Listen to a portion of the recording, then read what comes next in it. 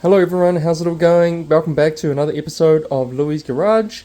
So what are we doing today? We are at the new house, the new headquarters of Louis' Garage, and we are going to be installing a nice Burger Motorsport billet intake for my wife's F56 Mini. It's a Mini Cooper S, so that means that it is turbo powered. And hopefully this intake is actually going to make a bit of a difference. So I'm going to show you how to do it.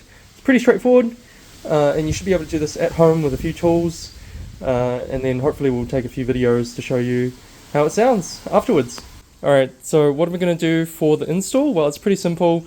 All we're going to do is be removing this top part of the factory intake box. So that means we need a flathead screwdriver, we need Torx, and Torx to undo the cover as well, and then we just basically lift off this entire cover with the air filter inside, take out the air filter and install the Burger Motorsports kit.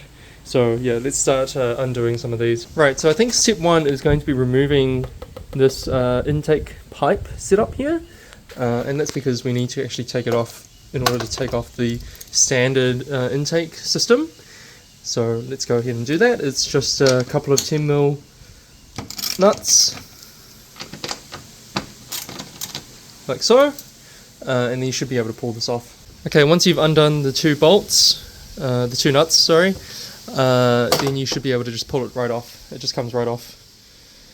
So that's pretty easy. We'll be reinstalling that later on.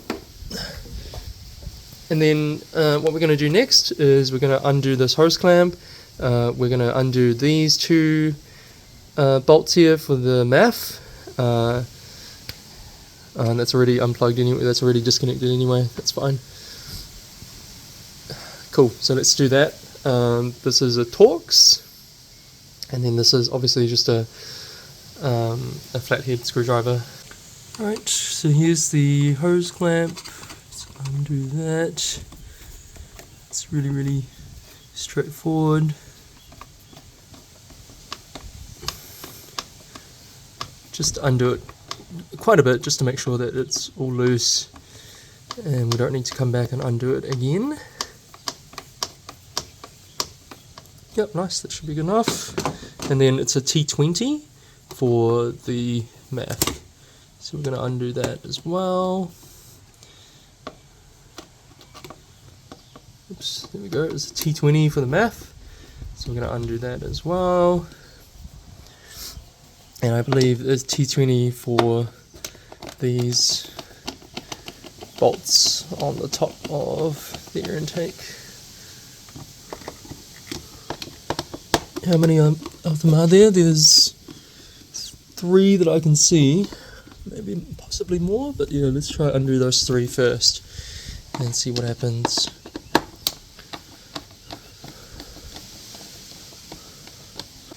Alright, so once you've loosened everything up, you want to set your MAF to the side, make sure you don't touch any of the elements. Alright, so once we're done with that, you want to make sure you set your MAF to the side, don't touch any of the elements, leave it alone. You can give it a clean now as well. I'm not going to do that because I've already just cleaned it literally a couple of weeks ago, because I've just changed the air filter a couple of weeks ago, and now I'm getting a new intake. Yeah, whatever. The deal was too good to pass up. So yeah, you can give it a clean, and I do recommend that.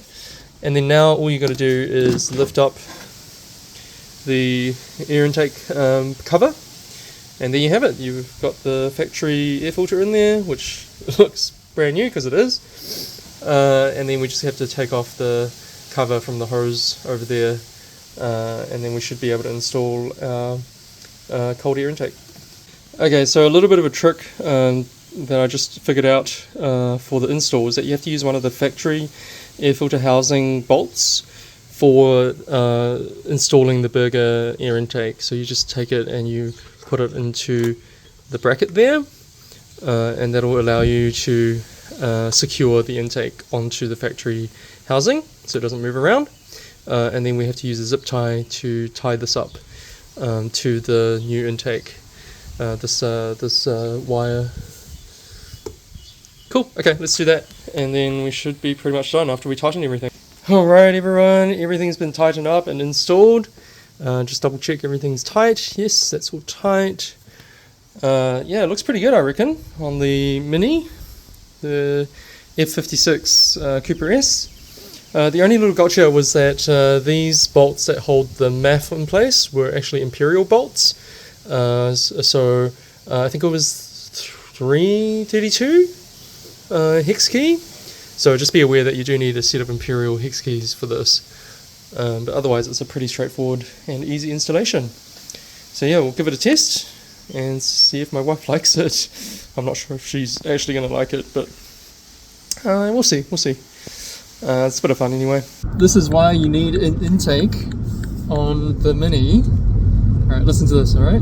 Hold on. Bit of a road here.